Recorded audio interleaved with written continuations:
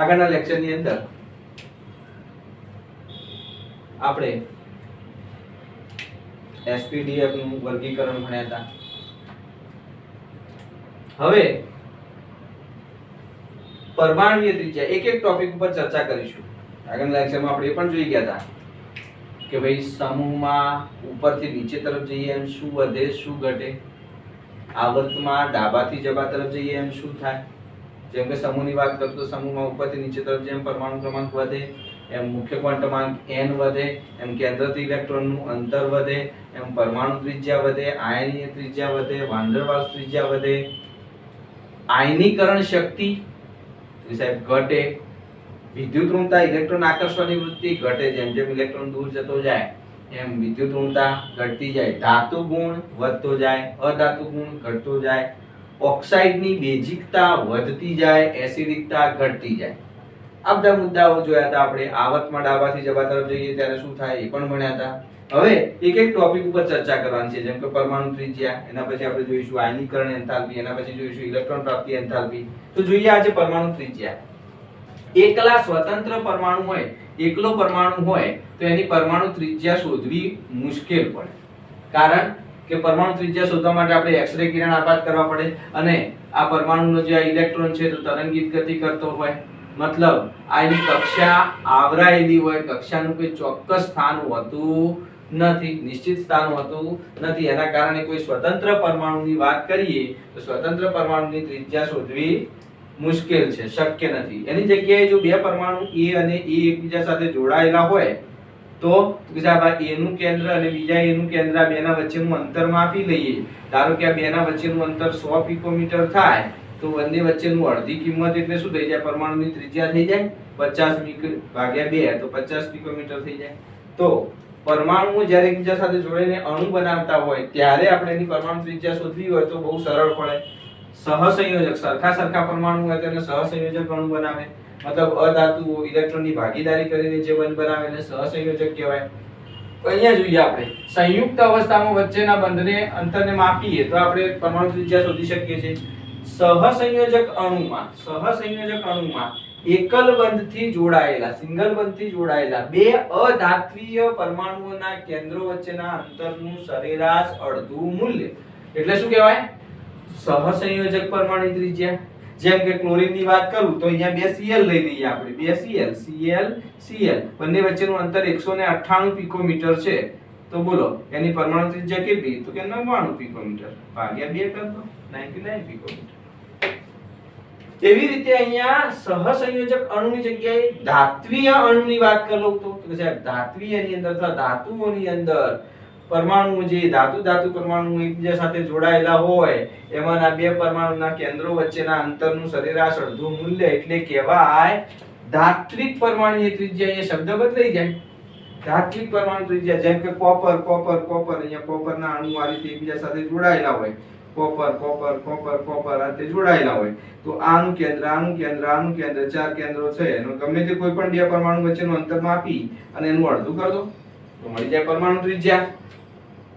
એવી જ રીતે ધાત્વીય પરમાણુ કોપર વચ્ચેનું અંતર 256 પિકોમીટર છે. 256 પિકોમીટર હોય તો એની પરમાણુ ત્રિજ્યા કેટલી થાય? તો સાહેબ 128 પિકોમીટર. ટૂંકમાં સહસંયોજક પરમાણુ ત્રિજ્યા શોધી શકાય, ધાત્વિક પરમાણુ ત્રિજ્યા શોધી શકાય. આવા અલગ અલગ બોલવું એની જગ્યાએ આપણે મોટે ભાગે જનરલી પરમાણુ ત્રિજ્યા શબ્દ જ બોલીશું, નહીં સહસંયોજક પરમાણુ ત્રિજ્યા કે ધાત્વિક એવા શબ્દો વાપરીશું નહીં. જનરલ આપણે શું વાપરીશું? પરમાણુ ત્રિજ્યા શબ્દ વાપરીશું. પરમાણુ ત્રિજ્યાનું માપન એક્સ-રે ક્ષ-કિરણ અથવા વર્ણપટદર્શકી એટલે સ્પેક્ટ્રોસ્કોપિક પદ્ધતિ વડે કરવામાં આવે છે.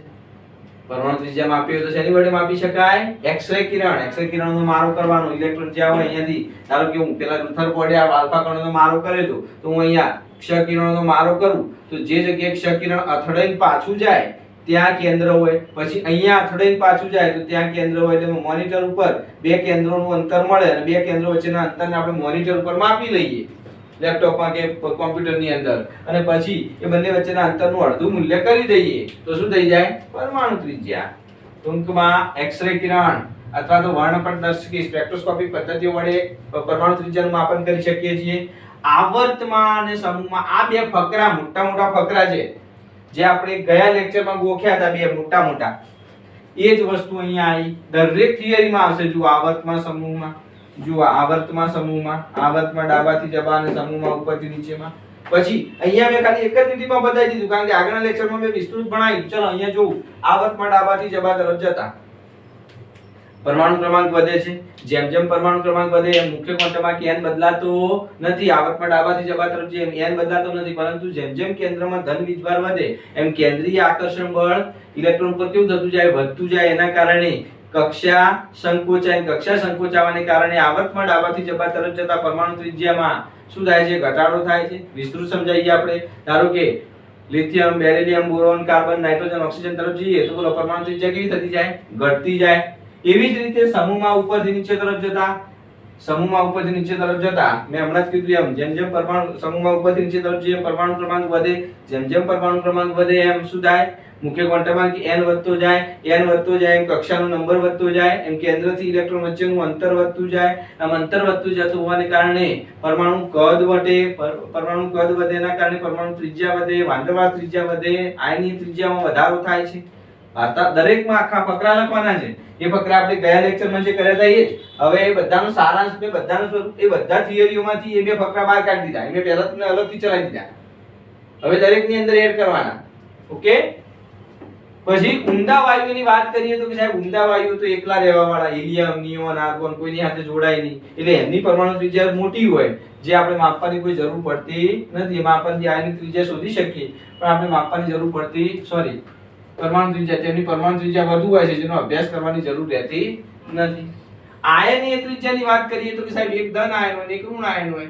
ધન આયન અને ઋણ આયન વચ્ચેનું અંતર માપી અને એની પરમાણુ ત્રિજ્યા નક્કી કરી શકાય. ધન આયન અને ઋણ આયન અને ઋણ આયન જે ઇલેક્ટ્રોન મેળવી ઋણ આયન બનાવે છે. આ ધન આયન અને ઋણ આયન વચ્ચેના અંતરને માપન કરવાથી પણ આપણે આયનની ત્રિજ્યા શોધી શકીએ.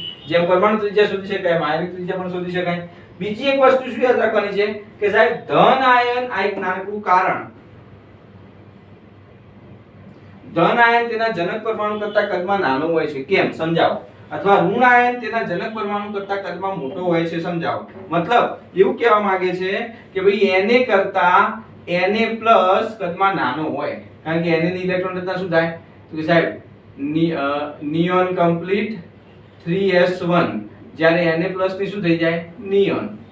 બીજી રીતે બોલું તો 1s2 2s2 2p6 3s1 અને અહીંયા થઈ જાય 1s2 2s2 2p6. એનો મતલબ શું થયો તો કે સાહેબ Na ની અંદર વાત કરું તો Na ની અંદર 11 પ્રોટોન હશે, પછી 1s 2s 2p 1s પછી 1s2 પછી 2s2 2p6 અને પછી 3s1. આ Na ની વાત થઈ. હવે Na ની જગ્યાએ હું Na+ કરી દઉં. Na+ તો મતલબ એનો મતલબ અહીંથી એક ઇલેક્ટ્રોન જતો રહ્યો. આ જતો રહ્યો એટલે બાકી કેટલા ઇલેક્ટ્રોન વધ્યા તો કે સાહેબ બાકી 10 ઇલેક્ટ્રોન વધ્યા અને કેન્દ્રમાં શું વધ્યું 11 પ્રોટોન.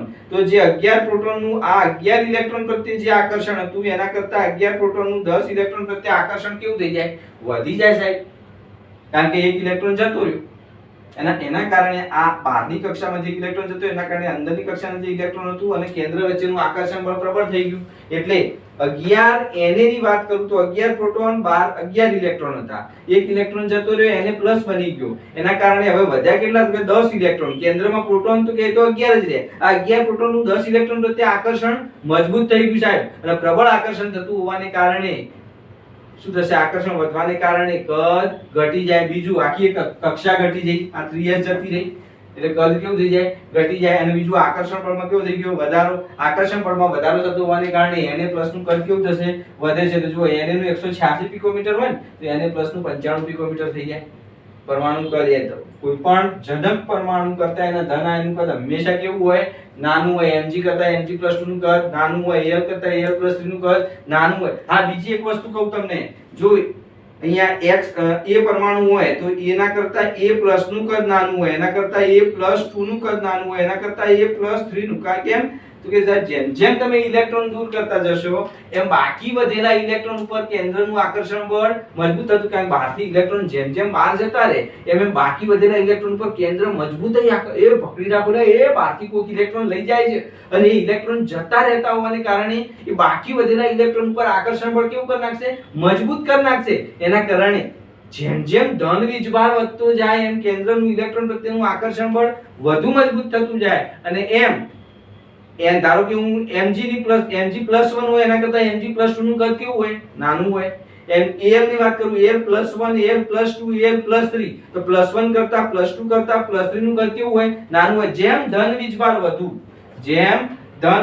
વધુ તેમ ત્રિજ્યા વધુ નાની એવી રીતે કોઈ તત્વ હોય x એનો ઋણાયન લઉં x - 2 x - 3 તો એમ એનું કદ કેવું થતું જાય વધતું જાય કેમ સાહેબ એવું તો કે જુઓ ધારો કે ફ્લોરીન ની વાત કરું તો ફ્લોરીન માં શું હતું કે 9 પ્રોટોન પછી અહીંયા 2 ઇલેક્ટ્રોન પછી અહીંયા કેટલા ઇલેક્ટ્રોન થાય 7 ઇલેક્ટ્રોન હવે આ 2 ઇલેક્ટ્રોન અને 7 ઇલેક્ટ્રોન એટલે 1s2 અને 2s2 2p5 હવે બહારથી એક ઇલેક્ટ્રોન આવ્યો ધારો કે આ ફ્લોરીન છે તો 2 અને 7 9 થઈ ગયા હવે આ ફ્લોરીન ની ઇલેક્ટ્રોન આકર્ષણની વૃત્તિ વધારે હોય અને એના કારણે બહારથી એક ઇલેક્ટ્રોન લઈ લેશે હવે એક ઇલેક્ટ્રોન લઈ લેવાને કારણે અહીંયા પ્રોટોન તો 9 જ પ્રોટોન રહ્યા પહેલા 9 પ્રોટોન નું 9 ઇલેક્ટ્રોન પ્રત્યે આકર્ષણ હતું એની જગ્યાએ હવે શું થયું એક ઇલેક્ટ્રોન મેળવી લીધો એટલે 9 પ્રોટોન નું 10 ઇલેક્ટ્રોન પ્રત્યે આકર્ષણ આના કરતા કેવું થઈ જાય ઘટી જાય કારણ કે ઇલેક્ટ્રોન વધી ગયા એટલે 9 પ્રોટોન 9 ઇલેક્ટ્રોન ને જે રીતે આકર્ષતા હતા એની સાપેક્ષે એક ઇલેક્ટ્રોન અંદર આવ્યો એટલે -1 વીજભાર થઈ ગયો એટલે ક્લોરીન -1 બની ગયો -1 બનવાથી એક ઇલેક્ટ્રોન અંદર ઉમેરાયો એટલે 9 પ્રોટોન તો એમના એમ રહ્યા પણ ઇલેક્ટ્રોનની સંખ્યા એક વધી ગઈ એના કારણે ઇલેક્ટ્રોનની સંખ્યા વધી જવાથી કેન્દ્રનું આકર્ષણ બળ વધેલા ઇલેક્ટ્રોન ઉપર કેવું થઈ જશે ઓછું થઈ જશે અને એના કારણે આકર્ષણ ઓછું થાય તો કદ કેવું થાય વધે એટલે કે ઋણાયનમાં કદ વધે એટલે કે જો ફ્લોરીન 64 પિકોમીટર છે f - 136 પિકોમીટર એટલે કે ઋણાયન તેના જનક પરમાણુ કરતા કદમાં કેવો હોય છે મોટો હોય છે કારણ કે જેમ જેમ કક્ષામાં ઇલેક્ટ્રોન દાખલ થાય એમ બાકી પ્રોટોનનું ઇલેક્ટ્રોન પ્રત્યેનું આકર્ષણ બળ ઘટી જાય કારણ કે વધુ ઇલેક્ટ્રોન ભેગા થાય તો વધુ ઇલેક્ટ્રોન પ્રત્યે આકર્ષણ બળ ઓછું થઈ જાય અને એના કારણે કદમાં શું થાય વધારો થાય છે સમ ઇલેક્ટ્રોનીય સ્પીસીઝ ની વાત કરીએ આપણે સમ ઇલેક્ટ્રોનીય સ્પીસીઝ કોને કહેવાય સરખા ઇલેક્ટ્રોન ધરાવતી સ્પીસીઝ તો કે જુઓ સાહેબ નિયોન કેટલા ઇલેક્ટ્રોન હોય નિયોનમાં નિયોન 10 હવે ફ્લોરીન ની વાત કરું એના પછી ઓક્સિજન ની વાત કરું એના પછી નાઇટ્રોજન ની કે સાહેબ ફ્લોરીન માં 9 હોય પણ જો એ -1 થઈ જાય તો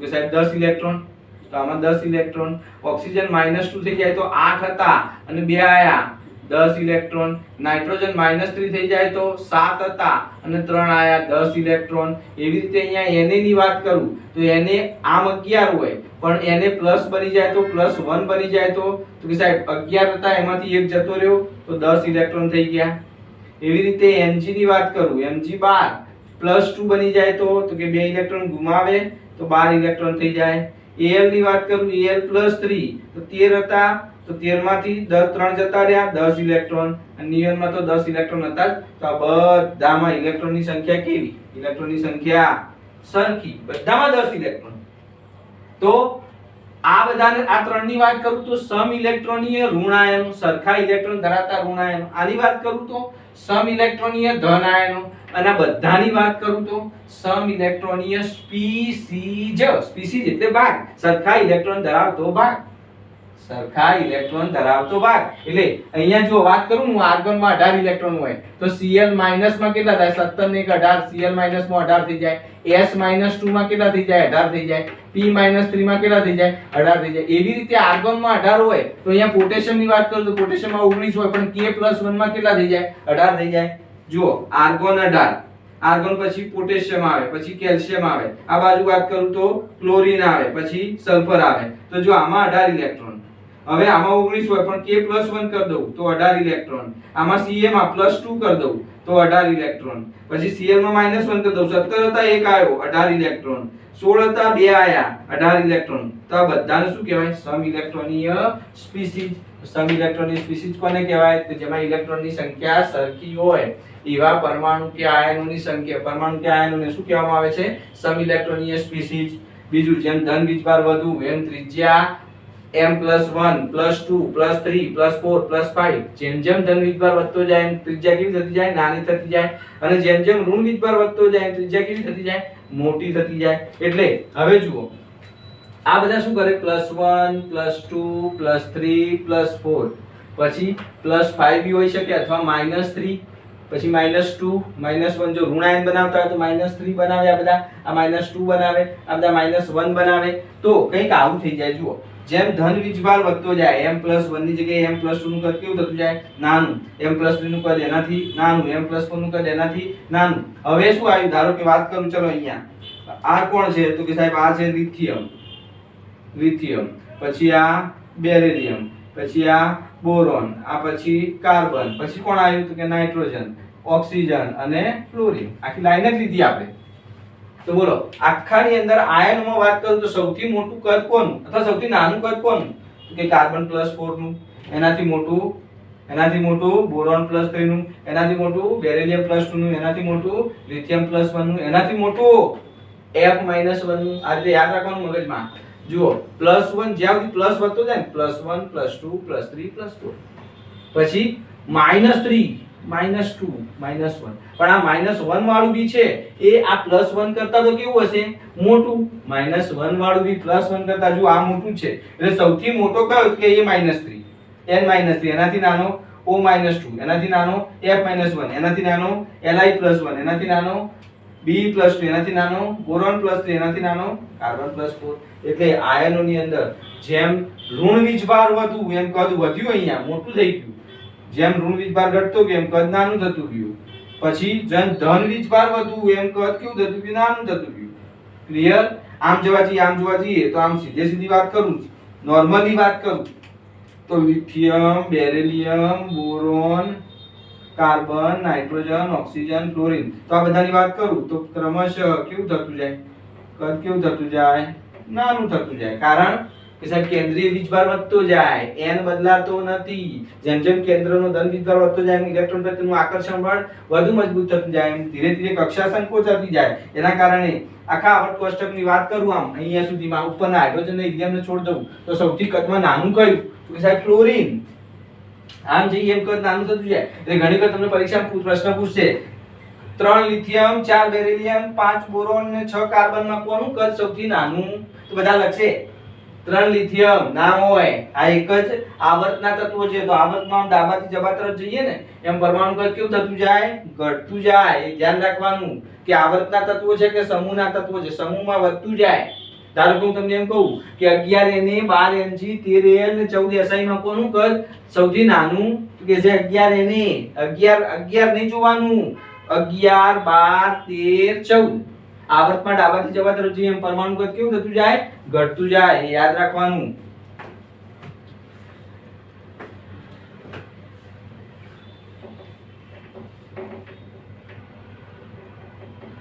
ઓકે હવે વધીએ આગળ એટલે આપણા મગજમાં ચિત્ર ક્લિયર હોવું જોઈએ આ આકૃતિ આમ ક્યાંય આપણી ચોપડી નહીં આવી પણ આપણા મગજમાં ક્લિયર હોવું જોઈએ હું તમને એમ કહું કે આ બધા આયનોનો ચડતો ક્રમ જણાવો સૌથી મોટો n - 3 પછી આડાવડા આપ્યા હોય બેરિલિયમ +2 આપ્યો હોય કાર્બન +4 આપ્યો હોય ઓક્સિજન -2 આપ્યો હોય અને ફ્લોરિન -1 આપ્યો હોય તો સૌથી નાનો કયો એટલે કાર્બન +4 એનાથી મોટો બેરિલિયમ +2 એનાથી મોટો ફ્લોરિન -1 એનાથી મોટો ઓક્સિજન -2 એ યાદ રાખવું પડે તમારે એના પછી જોઈએ આપણે આયનીકરણ એન્થાલ્પી આયનીકરણ એન્થાલ્પી એટલે શું મેં પહેલા જ કીધું હતું કે પરમાણુની અંદર બાહ્યતમ કક્ષામાં જે રહેલો ઇલેક્ટ્રોન હોય એ ઇલેક્ટ્રોનને દૂર કરવા માટે અનંત અંતરે મોકલવા માટે મતલબ આનું આકર્ષણ બળ ના લાગતું હોય એવા અંતરે મોકલવા માટે આપવી પડતી ઊર્જા સાહેબ હંમેશા કોઈ પણ પરમાણુ હોય એની અંદર કેન્દ્રથી ઇલેક્ટ્રોન આકર્ષાયેલો જ હોય અને આકર્ષણમાંથી ઇલેક્ટ્રોનને દૂર કરવો હોય તો ઊર્જા આપવી જ પડે એટલે આયનીકરણની એન્થાલ્પી હંમેશા ઉષ્મા શોષક પ્રક્રિયા તમે ઉષ્મા આપશો તો ઇલેક્ટ્રોન દૂર થશે એટલે આયનીકરણની ઘટના એ હંમેશા ઉષ્મા શોષક ઘટના છે તત્વ ઇલેક્ટ્રોન ગુમાવવાની વૃત્તિના જથ્થાત્મક માપને આપણે આયનીકરણ એન્થાલ્પી કહીશું ધરા અવસ્થામાં જે આપણે નોર્મલી જે ઇલેક્ટ્રોન રચના લખીએ એને ધરા અવસ્થા કહેવાય ધરા અવસ્થામાં રહેલા મુક્ત વાયુરૂપ પરમાણુમાંથી એટલે ઇલેક્ટ્રોનને જ્યારે દૂર કરવાનું હોય કોઈ પણ પરમાણુ હોય એમાંથી જ્યારે ઇલેક્ટ્રોન દૂર કરવો હોય ત્યારે પહેલા તો આપણે ગરમ કરી ત્યારે વાયુ અવસ્થામાં આવે ને વાયુ અવસ્થામાંથી એ ઇલેક્ટ્રોન મુક્ત કરે એટલે ટૂંકમાં આપણા મગજમાં યાદ રાખવાનું કે ઇલેક્ટ્રોન મેળવવાની કે ઇલેક્ટ્રોન ગુમાવવાની વૃત્તિ પરમાણુ હંમેશા કયા સ્વરૂપમાં કરે વાયુ સ્વરૂપમાં એટલે વાયુરૂપ તટસ્થ પરમાણુમાં રહેલા વાયુરૂપ તટસ્થ પરમાણુમાં મુક્ત પરમાણુમાં રહેલા માંથી એક ઇલેક્ટ્રોનને દૂર કરવા માટેને જરૂરી ન્યૂનતમ ઊર્જાના જથ્થાને વાયુરૂપ તટસ્થ પરમાણુમાંથી એક ઇલેક્ટ્રોન મુક્ત કરવા માટે આપવી પડતી ઊર્જાના જથ્થાને એટલે ધારો કે પરમાણુમાંથી હું એમ કહું કે ઇલેક્ટ્રોનને મુક્ત કરવા માટે 100 કિલોજૂલ ઊર્જા આપવી પડે છે, તો હું 200 આપું તો ઇલેક્ટ્રોન મુક્ત ના થાય? હા સાહેબ થાય ને. પણ આ 99 આપો તો ના થાય. એનો મતલબ કે ઓછામાં ઓછી કેટલી ઊર્જા આપીએ કે જેનાથી પરમાણુમાંથી ઇલેક્ટ્રોન મુક્ત થાય? તો વાયુરૂપ તટસ્થ પરમાણુમાંથી 1 મોલ ઇલેક્ટ્રોનને મુક્ત કરવા માટે, અનંત અંતરે મોકલવા માટે, ધન આયન બનવા માટે આપવી પડતી ન્યૂનતમ ઊર્જાને શું કહીશું આપણે? આયનીકરણ એન્થાલ્પી. ન્યૂનતમ ઊર્જાના જથ્થાને આપણે શું કહીશું? આયનીકરણ. ધારો કે x છે વાયુરૂપ અવસ્થાની અંદર, આ x પરમાણુ એક ઇલેક્ટ્રોન ગુમાવી દે અને શું બની જાય? ધન આયન બની ગયો x+. તો એ માટેનું આયનીકરણ, એક ઇલેક્ટ્રોન ગુમાવવા માટે જે આપવી પડતી ઊર્જા હોય તો એને ડેલ્ટા IH એની સંજ્ઞા છે. I એટલે આયનીકરણ એન્થાલ્પી, H એટલે એન્થાલ્પી, સંજ્ઞા છે. ડેલ્ટા એટલે ફેરફાર, H એટલે એન્થાલ્પી, I એટલે આયનીકરણ એન્થાલ્પી. હવે એક ઇલેક્ટ્રોન મુક્ત કર્યો હોય તો 1 લખાય. ધારો કે એના પછી બીજો ઇલેક્ટ્રોન મુક્ત કરું તો ડેલ્ટા IH2 લખાય. ત્રીજો ઇલેક્ટ્રોન મુક્ત કરું તો ડેલ્ટા IH3 લખાય. એક ઇલેક્ટ્રોન મુક્ત કરવા માટે આપવી પડતી ઊર્જા ડેલ્ટા IH1. હવે +1 હોય એમાંથી બીજો ઇલેક્ટ્રોન મુક્ત કરવા માટે તો સાહેબ ડેલ્ટા IH2 એનો એકમ કિલોજૂલ પ્રતિ મોલ. મેં બોલ્યો 1 મોલ ઇલેક્ટ્રોન દૂર કરવા માટે એટલે એનો એકમ શું થશે? કિલોજૂલ પ્રતિ મોલ. હંમેશા પરમાણુમાંથી ઇલેક્ટ્રોન દૂર કરવા માટે હંમેશા ઊર્જાની જરૂર પડે છે. એનો મતલબ આયનીકરણની ઘટના એ હંમેશા ઉષ્મા શોષક ઘટના છે. આયનીકરણ એન્થાલ્પીનું મૂળ હંમેશા ધન હોય, કારણ કે ઉષ્મા શોષક પ્રક્રિયા એટલે તમારે ઊર્જા આપવી પડે. એટલે પરમાણુમાં પહેલા જે ઊર્જા હોય એના પછી તમે આપ્યા પછીની અંતિમ ઊર્જા કેવી થઈ જાય? વધી જાય. તો બોલો અંતિમ માઈનસ પ્રારંભિક કરો, વધેલી ઊર્જામાંથી ઓછી ઊર્જા બાદ કરો તો જે ઊર્જા મળે એને ડેલ્ટા IH કહેવાય. તો ડેલ્ટા IH નું મૂલ્ય હંમેશા ધન હોય. એટલે મગજમાં ગોખી મારી, આપણે ઉષ્માગતિશાસ્ત્રમાં ગોખીશું કે ઉષ્મા શોષક પ્રક્રિયાની અંદર જેમાં ઉષ્મા આપવાની હોય એમાં હંમેશા ડેલ્ટા H અથવા ડેલ્ટા IH નું મૂલ્ય કેવું હોય? ધન. અને જેમાંથી ઉષ્મા મુક્ત થતી હોય, ઊર્જા ઘટતી હોય એમાં ડેલ્ટા EGH નું મતલબ ઇલેક્ટ્રોન પ્રાપ્તિ એન્થાલ્પી, ટૂંકમાં ડેલ્ટા H નું મૂલ્ય જેમાં ઉષ્માક્ષેપક ઘટના હોય એમાં ડેલ્ટા H નું મૂલ્ય કેવું હોય? ઋણ હોય. આ કેવી ઘટના છે? ઉષ્મા શોષક. માટે આયનીકરણ એન્થાલ્પીનું મૂલ્ય હંમેશા ધન હોય. બોલો આખા આવર્ત કોષ્ટકમાં કોના આયનીકરણ એન્થાલ્પીના મૂલ્યો વધુ?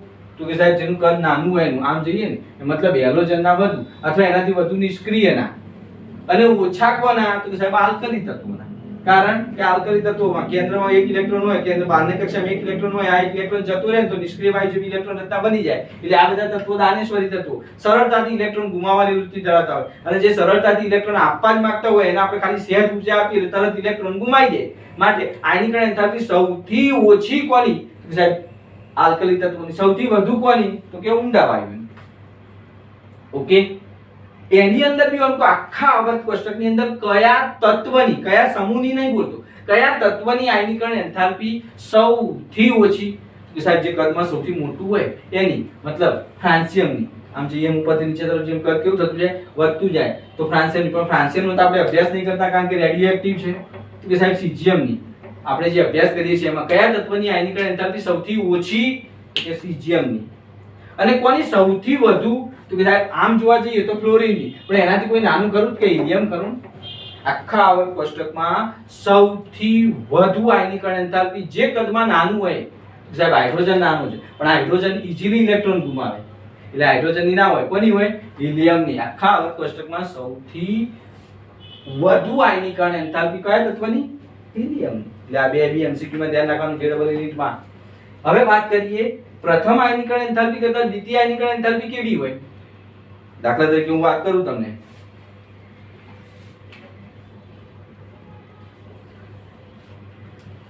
જુઓ લિથિયમમાંથી હું લિથિયમ પ્લસ બનાવું ને તો એ માટે ધારો કે મારે 520 કિલોજૂલ પ્રતિ મોલ ઊર્જા આપવી પડે. હવે કે સાહેબ આ લિથિયમ ધારો કે આની અંદર શું હોય કે સાહેબ 3 પ્રોટોન હોય 3 ઇલેક્ટ્રોન હોય. હવે આમાં શું થયું કે 3 પ્રોટોન 2 ઇલેક્ટ્રોન થઈ ગયા. તો બોલો આના કરતા આમાં આકર્ષણ કેવું થઈ ગયું? વધી ગયું સાહેબ. પહેલા 3 પ્રોટોન હતા 3 ઇલેક્ટ્રોન હતા, પ્રેમથી રહેતા હતા. 3 પ્રોટોનનું 3 ઇલેક્ટ્રોન પ્રત્યે આકર્ષણ હતું. તો કોક એક ઇલેક્ટ્રોન લઈ ગયું તો કે એ ધ્યાન રાખો લે એ બહારથી કોઈક ઇલેક્ટ્રોન લઈ જાય છે એટલે બાકી અંદર રહેલા જે 3 પ્રોટોનો છે ને એ બાકી વધેલા 2 ઇલેક્ટ્રોન પર એનું આકર્ષણ બળ કેવું થઈ જશે મજબૂત કરી નાખશે જેથી કરીને બહાર ઇલેક્ટ્રોન છટકી શકે નહીં એટલે હવે Li માંથી Li પ્લસ બન્યા પછી આકર્ષણ બળ મજબૂત થઈ ગયું એટલે હવે એમાંથી મારે ઇલેક્ટ્રોન દૂર કરવું હોય તો 520 માં થાય કરો થતો છે સાહેબ Li પ્લસ માંથી જો તમારે Li પ્લસ 2 બનાવવો હોય બીજો એક ઇલેક્ટ્રોન દૂર કરવો હોય તો 520 નહીં 7297 કિલોજૂલ પ્રતિ મોલ ઉર્જા આપવી પડે મતલબ આ જે હતી એક ઇલેક્ટ્રોન મુક્ત કરવા માટે ડેલ્ટા IH1 કહેવાય તો આ શું કહેવાય બીજો ઇલેક્ટ્રોન મુક્ત કરવા માટેની ડેલ્ટા IH2 મતલબ પ્રથમ આયનીકરણ એન્થાલ્પી કરતા દ્વિતીય આયનીકરણ એન્થાલ્પીનું મૂલ્ય ખૂબ જ વધારે હોય બે ઇલેક્ટ્રોન હવે પરિસ્થિતિ શું થઈ કે સાહેબ પ્રોટોન તો 3 ના 3 રહ્યા ઇલેક્ટ્રોન અહીંયા કેટલા હતા બે ઇલેક્ટ્રોન જગ્યાએ એક ઇલેક્ટ્રોન જતો રહ્યો 3 પ્રોટોનનો એક જ ઇલેક્ટ્રોન રહ્યો એ ધ્યાન રાખો લે આ બહારથી બધા ઇલેક્ટ્રોન ભાગી જતા રહે છે આપણે આકર્ષણ મજબૂત નહીં રાખ્યું એટલે આપણી સોસાયટીના બધા ઇલેક્ટ્રોન બહાર જતા રહે છે ધ્યાન રાખો એટલે આપણું આકર્ષણ આપણી સોસાયટીના ઇલેક્ટ્રોન પ્રત્યે કેવું થઈ જાય વધી જાય એટલે આકર્ષણ મજબૂત કરી નાખશે વધુ મજબૂત કરી નાખશે હવે Li+1 માં Li માંથી Li+1 બનાવવા માટે ઊર્જા આપી 520 એની જગ્યાએ Li+1 માંથી Li+2 બનાવવા માટે સાહેબ ખૂબ વધારે ઊર્જા આપવી પડે અને હવે હું એમ કહું કે Li+2 માંથી Li+3 બનાવો તો 7297 માં હોતું છે સાહેબ Li+2 માંથી Li+3 બનાવવું હોય બધા ઇલેક્ટ્રોન જતા રહે તો 11810 કિલોજૂલ ઊર્જા આપવી પડે ઇન શોર્ટ જેમ જેમ ઇલેક્ટ્રોન મુક્ત થતા જાય એમ બાકી વધેલા ઇલેક્ટ્રોન પર કેન્દ્રનું આકર્ષણ બળ કેવું થતું જાય વધુ મજબૂત થતું જાય અને એના કારણે એ પ્રબળ આકર્ષણમાંથી મારે ઇલેક્ટ્રોનને મુક્ત કરવા માટે બીજો ઇલેક્ટ્રોન મુક્ત કરવા માટે ઊર્જા કેવી આપવી પડે વધારે આપવી પડે એનો મતલબ પ્રથમ આયનીકરણ શક્તિ કરતા દ્વિતીય આયનીકરણ શક્તિનું મૂલ્ય કેવું હોય વધારે દ્વિતીય કરતા તૃતીયનું કેવું હોય વધારે હોય તો જુઓ પ્રથમ આયનીકરણ કરતા દ્વિતીય અને દ્વિતીય કરતા તૃતીય આયનીકરણ એન્થાલ્પીનું મૂલ્ય કેવું હોય વધુ હોય છે આવું ક્યાં સુધી હોય સાહેબ ડેલ્ટા IH1 2 3 4 5 6 7 8 હેડી જાય ના હોય હોતું છે સાહેબ કોઈ પણ પરમાણુ મેક્સિમમ એની બાહ્યતમ કક્ષામાં કેટલા ઇલેક્ટ્રોન રાખે 8 એટલે એ 8 તો ગુમાવતો જ ના હોય એટલે 7 સુધી ગુમાવીએ કે એટલે ડેલ્ટા IH1 2 3 4 5 6 7 સુધી હોઈ શકે આ તો ખાલી જનરલ નોલેજ ખાલી આપણે આટલું જ લખવાનું હોય એવું કઈ 7 સુધી લખવાની જરૂર નથી પણ આપણે કોઈક સાહેબ પૂછે કે આવું ડેલ્ટા IH કેટલા સુધી હોય છે સુધી હેડી જાય ના સાહેબ કોઈ પણ પરમાણુ હોય 7 ઇલેક્ટ્રોન ગુમાવી શકે એથી વધારે ગુમાવી શકે નહીં ઓકે ચલો એના પછી વાત કરીએ આપણે આચ્છાદન અસર સ્ક્રીનિંગ અસર શિલ્ડિંગ અસર અથવા આવરણ અસર આ વળી શું છે આમ તો આગળ એકાદ વખત સમજાવ્યું છે તમને કદાચ વચ્ચે જેમ જેમ n વધતા જાય કેન્દ્ર અને બહારની કક્ષાના ઇલેક્ટ્રોન વચ્ચે જેટલા n વચ્ચે વધુ હશે ધારો કે હું એમ કહું કે n બરાબર 1 હોય ને તો એમાં વચ્ચે કોઈ કક્ષક ના આવે કોઈ કક્ષા ના આવે પણ n બરાબર 2 હોય તો કે સાહેબ આ વચ્ચે n બરાબર 1 ના ઇલેક્ટ્રોન ફર્યા જતા હોય એટલે એના કારણે આ કેન્દ્રનું જે આકર્ષણ બળ આની ઉપર લાગે એટલું આની ઉપર લાગે નહીં અથવા તો જો આ ઇલેક્ટ્રોન ના હોત અહીંયા અને જે આકર્ષણ બળ લાગે એની જગ્યાએ વચ્ચે ઇલેક્ટ્રોન હોવાને કારણે વચ્ચે પડદો આવી ગયો સાહેબ આ પડદો આવવાને કારણે બહારના ઇલેક્ટ્રોન પ્રત્યે આકર્ષણ ઘટી ગયું અને આ જે ઘટેલું આકર્ષણ એને કહેવાય Z ઇફેક્ટિવ આને શું કહેવાય અસરકારક કેન્દ્રીય વીજભાર તો જેમ જેમ વચ્ચે કક્ષાઓ વધતી જાય એમ કેન્દ્રનું બહારના ઇલેક્ટ્રોન પ્રત્યે આકર્ષણ કેવું થતું જાય ઘટતું જાય અને એના કારણે આ બહારના ઇલેક્ટ્રોન પ્રત્યે કેન્દ્રનું જે આકર્ષણ ઘટી જાય એના કારણે આ ઇલેક્ટ્રોન સરળતાથી મુક્ત થાય તો વચ્ચે જેટલું આવરણ આચ્છાદન સ્ક્રીન અથવા શિલ્ડિંગ વધુ એટલું કેન્દ્રનું બહારના ઇલેક્ટ્રોન પર આકર્ષણ ઓછું એનો મતલબ કે આ શિલ્ડિંગ અસર વધારે ક્યારે હોય કે સાહેબ ત્રિજ્યા વધે ત્યારે ત્રિજ્યા વધે ક્યારે તો કે સાહેબ સમૂહમાં ઉપરથી નીચે તરફ જઈએ ત્યારે મતલબ મુખ્ય ક્વોન્ટમાંક n વધે એમ શિલ્ડિંગ અસર વધે મુખ્ય ક્વોન્ટમાંક n વધે એમ શિલ્ડિંગ અસર વધે આવરણ અસર વધે એમ જેટલો પડદો વચ્ચે જાડો એટલું આ કેન્દ્રને બહારનો ઇલેક્ટ્રોન ઓછો દેખાય ઓછું આકર્ષણ અને ઓછું આકર્ષણ હોય તો સરળતાથી છટકી શકે બોલો એવું ક્યાં થાય કે આમ ઉપરથી નીચે તરફ જાઓ તો કે સાહેબ આની અંદર તો કે લિથિયમની વાત કરું તો કેન્દ્રમાં 1s2 2s1 હોય એટલે જ્યાં સુધી અંદર 1s2 ના ઇલેક્ટ્રોન ફરતા હોય ત્યાં સુધી 2s1 પરનો જે ઇલેક્ટ્રોન જે છે એનું કેન્દ્ર ઉપર આકર્ષણ જે ઓરિજિનલ 3 વીજભાર છે 3 પ્રોટોનનું જે આકર્ષણ બળ હોવું જોઈએ એના કરતા સહેજ ઓછું હશે કારણ કે વચ્ચે પેલા બે ઇલેક્ટ્રોન ફરતા હશે આ અસરને શું કહેવાય સ્ક્રીનિંગ અસર કેન્દ્ર અને બહારની કક્ષાના ઇલેક્ટ્રોન વચ્ચે ફરતી જે કક્ષકોની અંદર જે ઇલેક્ટ્રોન ફરતા હોય એ ઇલેક્ટ્રોન શું કરશે તો કે સાહેબ બહારની કક્ષાના ઇલેક્ટ્રોન અને કેન્દ્ર વચ્ચેના આકર્ષણ બળની અસરને ઘટાડે છે આ અસરને કહીશું આપણે સ્ક્રીનિંગ અસર શિલ્ડિંગ અસર આવરણ અસર વગેરે અસર આ અસરનો આધાર કોના ઉપર કે સાહેબ ઇલેક્ટ્રોનને કેન્દ્ર તરફનું આકર્ષણ, એટલે વચ્ચેના જે ઇલેક્ટ્રોન હશે વચ્ચે ફરતા હોય એ ઇલેક્ટ્રોન કેન્દ્ર પ્રત્યે પ્રબળ આકર્ષણ ધરાવશે અને બાકી જે બહારના ઇલેક્ટ્રોનને દૂર ખસેડશે. દાખલા તરીકે સિમ્પલ વસ્તુ, અહીંયા જે બધા ઇલેક્ટ્રોન ફરતા હશે એ ઇલેક્ટ્રોન પ્રત્યે કેન્દ્ર પ્રત્યે તો મજબૂત આકર્ષણ ધરાવતા હશે અને બીજું આ ઇલેક્ટ્રોન પ્રત્યે શું હશે? સાહેબ અપાકર્ષણ. એટલે આ ઇલેક્ટ્રોન બધા આને એમ કહે છે કે આગળ જા એને દૂર ખસેડશે અને બીજું કેન્દ્રને તટસ્થ કરશે, કેન્દ્ર સાથે મજબૂતાઈથી જોડાયેલા છે. એટલે આમાં બે વસ્તુ અસર કરે સ્ક્રીનિંગ અસરમાં. બે કયું? કેન્દ્ર અને ઇલેક્ટ્રોન પ્રત્યેનું આકર્ષણ બળ અને બીજું ઇલેક્ટ્રોન વચ્ચેનું અપાકર્ષણ બળ. આ બંને વસ્તુ સ્ક્રીનિંગ અસરમાં શિલ્ડિંગ અસરમાં જોવા મળે. જેટલું અપાકર્ષણ વધુ એટલું શિલ્ડિંગ અસર વધુ. જેટલી શિલ્ડિંગ અસર જેટલા ઇલેક્ટ્રોન વચ્ચે વધારે હશે એટલા પેલા ઇલેક્ટ્રોનને દૂર ધકેલશે. એટલે આ બંને પરિબળોને આધારે આપણે આયનીકરણ એન્થાલ્પીનો કેમ તો આયનીકરણ એન્થાલ્પીમાં હું એટલું કહી શકું કે સાહેબ જેમ n વધે હવે એક શબ્દ પેલામાં ઉમેરીએ આપણે સમૂહમાં ઉપરથી નીચે તરફ જઈએ એમ પરમાણુ ક્રમાંક વધે, મુખ્ય ક્વોન્ટમ n વધતો જાય, શિલ્ડિંગ અસર વધે, વચ્ચે પડદા કેવા થતા જાય? વધતા જાય. એમ કેન્દ્રનું બહારના ઇલેક્ટ્રોન પ્રત્યેનું આકર્ષણ કેવું થતું જાય? ઘટતું જાય. એના કારણે પરમાણુ કદ કે પરમાણુ ત્રિજ્યા કેવી થાય? વધે. કા શિલ્ડિંગ અસર શબ્દ ઉમેરીશું તો કે સાહેબ આવર્તમાં ડાબાથી જબા તરફ જઈએ એમ તો સાહેબ આવર્તથી ડાબાથી જબા તરફ જઈએ n બદલાતો નથી એટલે n એના એ જ રહે છે. ખાલી કેન્દ્રનું ઇલેક્ટ્રોન પ્રત્યેનું આકર્ષણ મજબૂત થાય છે. એનો મતલબ કે સ્ક્રીનિંગ અસરમાં બહુ ફેરફાર જોવા મળે નહીં. આવર્તમાં ડાબાથી જબા તરફ જઈએ એમ સ્ક્રીનિંગ અસરમાં બહુ મોટો ફેરફાર જોવા મળતો નથી. એટલે એમાં પરમાણુ ત્રિજ્યા કેવી થતી જાય? ઘટતી જાય અને પરમાણુ ત્રિજ્યા ઘટે એમ આયનીકરણ શક્તિ વધે. ટૂંકમાં આયનીકરણ શક્તિનો આધાર શિલ્ડિંગ અસર અને પરમાણુ ત્રિજ્યા ઉપર રહેલો છે. શિલ્ડિંગ અસર વધે એમ પરમાણુ ત્રિજ્યા વધે એમ આયનીકરણ એન્થાલ્પી ઘટે અને આવર્તમાં ડાબાથી જવા ગયો તો શિલ્ડિંગ અસરમાં કોઈ મોટો ફેરફાર ના થાય. એટલે ટૂંકમાં એવું કહી શકીએ કે કેન્દ્રીય વિદ્વાની સાપેક્ષે શિલ્ડિંગ અસરમાં ઘટાડો થાય, પરમાણુ ત્રિજ્યા ઘટે અને એના કારણે શું થાય? સાહેબ આયનીકરણ એન્થાલ્પી વધે. મજબૂતાઈથી ઇલેક્ટ્રોન આકર્ષાયેલો રહે, મજબૂતાઈથી આકર્ષાયેલો હોય તો એમાંથી ઇલેક્ટ્રોનને દૂર કરવા માટે ઊર્જા કેવી આપવી પડે? વધારે. તો આયનીકરણ એન્થાલ્પી વધે. શિલ્ડિંગ અસર વધુ ક્યાં હોય? શિલ્ડિંગ અસર વચ્ચે પડદા વધારે ક્યાં હોય? તો કે સમૂહમાં ઉપરથી નીચે તરફ જઈએ એમ શિલ્ડિંગ અસર વધતી જાય. એના કારણે એની આયનીકરણ એન્થાલ્પી કેવી થતી જાય? ઘટતી જાય. જ્યારે આવર્તની વાત કરું તો સાહેબ આવર્તમાં શિલ્ડિંગ અસર ઓછી હોય કારણ કે અંદર n વધતા નથી, n એના એ જ રહે એટલે એમાં શિલ્ડિંગ અસર ઓછી હોય. જેમાં શિલ્ડિંગ અસર ઓછી હોય એમાં આયનીકરણ એન્થાલ્પી કેવી હોય? વધારે હોય. એટલે આવર્તમાં આયનીકરણ એન્થાલ્પીનું મૂલ્ય વધતું જાય, સમૂહમાં આયનીકરણ એન્થાલ્પીનું મૂલ્ય ઘટતું જાય. પાછા પેલા બે ફકરા આવી ગયા. આવર્તમાં ડાબાથી જબા તરફ જઈએ આયનીકરણ એન્થાલ્પીનું મૂલ્ય, આવર્તમાં ડાબાથી જબા તરફ જઈએ આયનીકરણ એન્થાલ્પીનું મૂલ્ય વધે. બધું લખવાનું કે જેમ જેમ પરમાણુ ક્રમાંક વધે એમ કેન્દ્રીય વીજભાર મજબૂત બનતો જાય. n વધતો નથી પરંતુ કેન્દ્રનું ઇલેક્ટ્રોન પ્રત્યેનું આકર્ષણ બળ વધતું જાય. શિલ્ડિંગ અસરમાં બહુ મોટો ફેરફાર જોવા મળતો નથી. આમ વધુ આકર્ષણ બળમાંથી ઇલેક્ટ્રોનને મુક્ત કરવા માટે આયનીકરણ એન્થાલ્પીનું મૂલ્ય વધે. સમૂહની વાત કરું તો સમૂહમાં ઉપરથી નીચે તરફ જેમ આખો ફકરો લખવાનો, અંદર જોવાનું, ચોપડીમાં વાંચવાનું. જે હું વારંવાર બોલું છું 10 થી 15 વખત બોલીશ તોય તમને નહીં યાદ રહેવાનું કારણ કે આપણે ધ્યાન જ નહીં આપવું.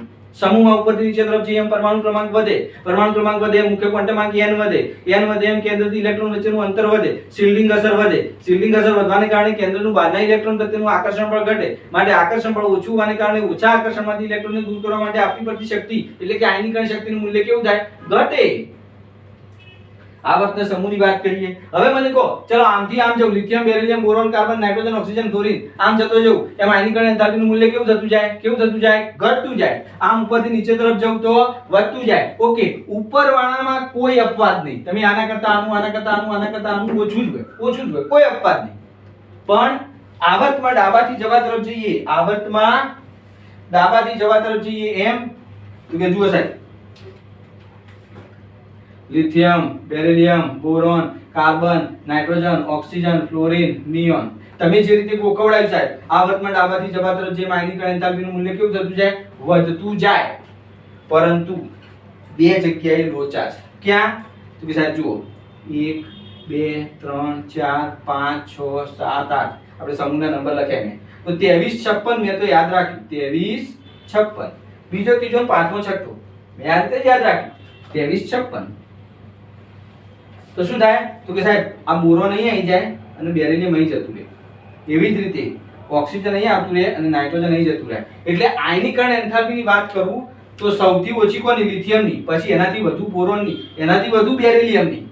એટલે કે સાહેબ બેરિલિયમ કરતા બોરોનની વધુ, હમણાં તમે એમ બોલ્યા કે આવર્તમાં ડાબાથી જબા તરફ જેમ પરમાણુ કદ ઘટતું જાય, તેનો મતલબ બેરિલિયમ કરતા બોરોનની આયનીકરણ એન્થાલ્પીનું મૂલ્ય વધુ હોવું જોઈએ, પણ ઓછું કેમ છે? કારણ બેરિલિયમ કરતા બોરોનનું આયનીકરણ એન્થાલ્પીનું મૂલ્ય ઓછું છે, સમજાવો. એવી જ રીતે અહીંયા નાઇટ્રોજન કરતા ઓક્સિજનની આયનીકરણ એન્થાલ્પીનું મૂલ્ય કેવું હોવું જોઈએ? વધુ હોવું જોઈએ. પણ ઓછું કેમ છે સમજાવો. તો જોઈએ આપણે. ચલો બેરિલિયમની વાત કરું.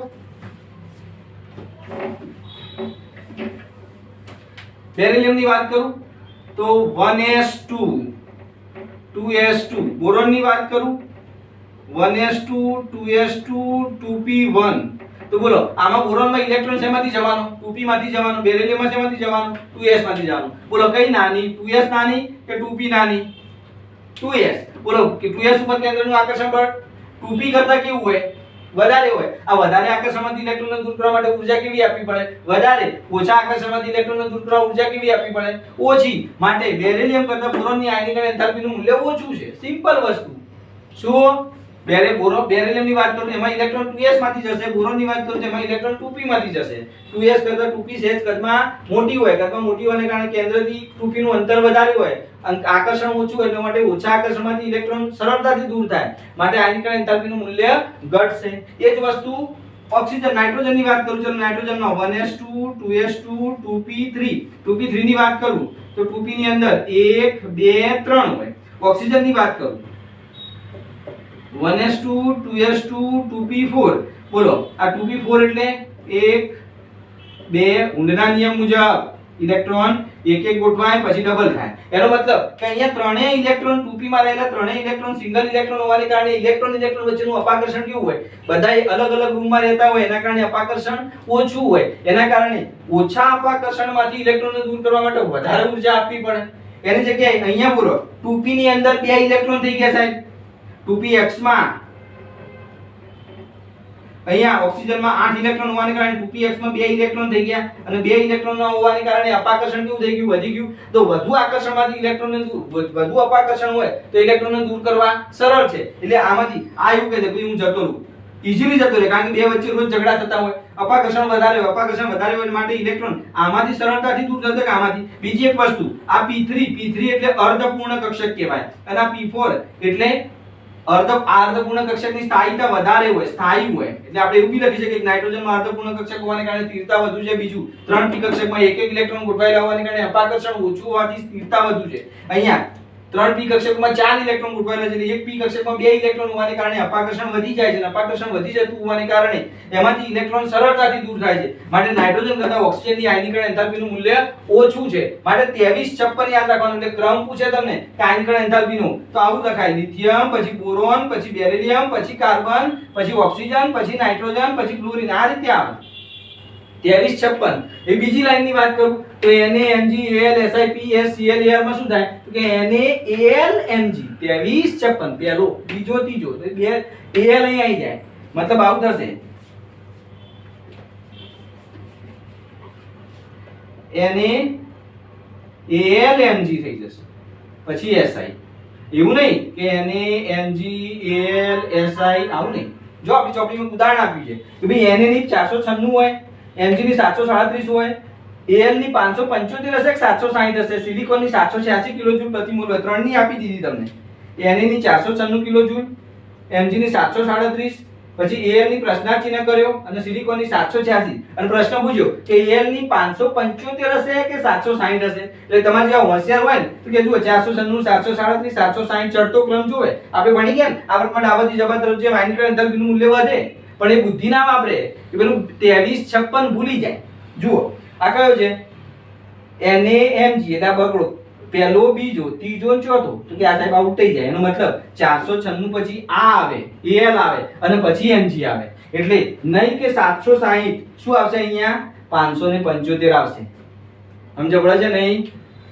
Na કરતા Al ની વધારે હોય, Al કરતા Mg ની વધારે હોય, Na કરતા Al ની, Al કરતા Mg ની. 2356 આ બે બદલાઈ ગયા. બીજું અહીંયા આ બે બદલાઈ જશે, સલ્ફર અને ફોસ્ફરસ. એટલે આખો ક્રમ કેવો થાય? NaAlMgSiSpClAr. આયનીકરણ એન્થાલ્પીનો ચડતો ક્રમ. સમજ પડી ગઈ? તો આયનીકરણ એન્થાલ્પીની અંદર આ અપવાદ છે જે તમારે યાદ રહેવા જોઈએ. તો જો આ મેં ક્રમ બી લખ્યા છે: lithium, beryllium, boron. Beryllium boron ના આવે, બોરોન બેરિલિયમ આવે. એવી રીતે અહીંયા NaMgAlSi ના આવે, NaAlMgSiPsClAr. અહીંયા PS ના આવે, અહીંયા શું થઈ જાય? Sp થઈ જાય, Sp. અહીંયા શું થઈ જાય? Almg થઈ જાય.